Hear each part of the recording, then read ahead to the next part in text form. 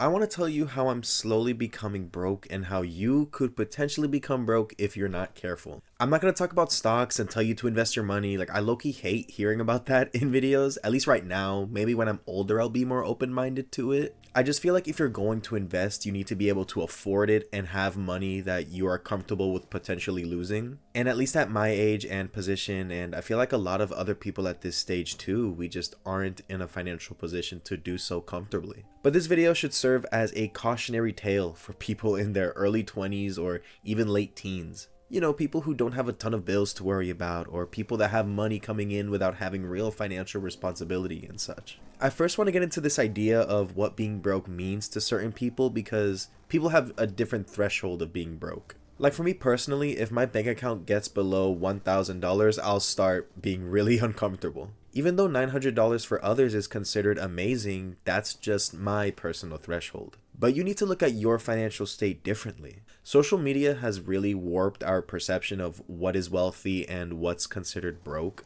Seeing people in their 20s like Mr. Beast or David Dobrik or insert other influencer you know here, it's very easy to see their millions of dollars and compare it to our own and think, yeah, Mr. Beast can buy my entire bloodline. But take social media out of it and just look at one, your age, and two, where you're at in life. My town and in most others, kids can start working as early as age 15.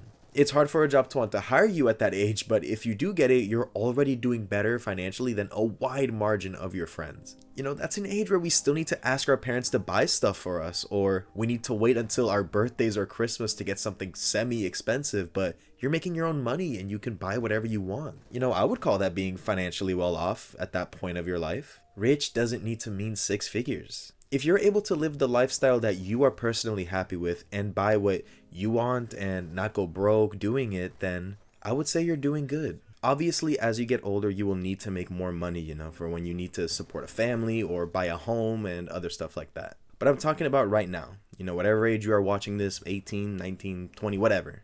If you have a job and you are making money, live a life that's fulfilling. You know, don't be a slave to your work. Spend what you'd like, but, and this is where the whole point of the video comes in, don't get too comfortable and let your guard down financially. It's very easy to see a paycheck and think, ooh, payday treated me good. And hey, I'm sure it did. You worked all your shifts and you earned that. But a mistake that I made that I feel is very easy to get into is getting so excited in the moment that you don't think about the finances further down the road. Or having a quote-unquote money will come back mentality. Which, yes, you're technically right, but if you blow all your money going out to dinners with friends, buying video games, buying whatever you see because the money's there, sure, you did have the $1,200 to spend and you will get the $1,200 again the next paycheck. But having that mentality, you're never actually going to move up anywhere. You're just going to be in a perpetual state of having $1,200 or maybe slightly over. There needs to be discipline. And if you have a lot of friends or if you just have an active friend group in general, that's going to be hard, I get it. But if you really want to save some money and actually increase your bank account and actually learn to not be trigger happy with your debit or credit card, you need to start learning how to say no to some things.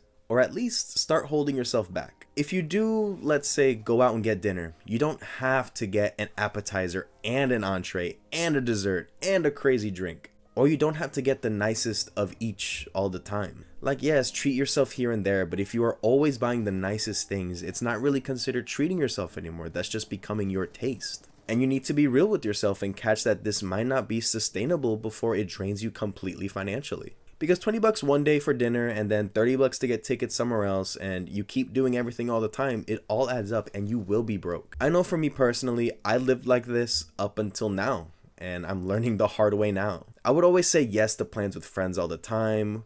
When I go on a date, we always would go to our favorite spot, and that spot is pretty expensive. It used to be like the celebratory spot when good news happened, but it just became the regular spot, and I started feeling it in my wallet. And the thing with that is we might be in the financial position to be able to do that and not feel bad about it, but we're getting older. So we are needing to take up more responsibility. And sometimes that might mean more expensive bills every month. That might mean a huge expense coming out of nowhere. And everything you did up until this point, you know, financially prepping and stuff is what will determine how you're going to feel when that financial hit comes, when you least expect it. For me personally, I paid $5,000 in one day. That was for my tuition for the semester and for my engagement ring. I paid for them on the same day because that was my only option. But I still had some money in my account, so I wasn't dirt broke. I had enough to live comfortably until the next paycheck started coming in so that I could be in good standing again. But now all of a sudden, as I'm talking right now, my car just stopped working, and now I absolutely need to buy a new car. And I don't have enough money for the down payment, at least for the car that I would actually like to have. And now I'm a little worried, transparently, because it's sinking in now that all of a sudden, I now need a new car, and I now need to plan for a wedding, which is nowhere near cheap at all. And then when I get married, I now need to get an apartment, which means I'm paying rent, plus a car payment, and I'm still in school, so that means more money in tuition. Do you see how much just added up out of nowhere? And to be honest, I'm freaking out, and this is why I'm glad I have this channel, so I can kind of voice these things as an outlet.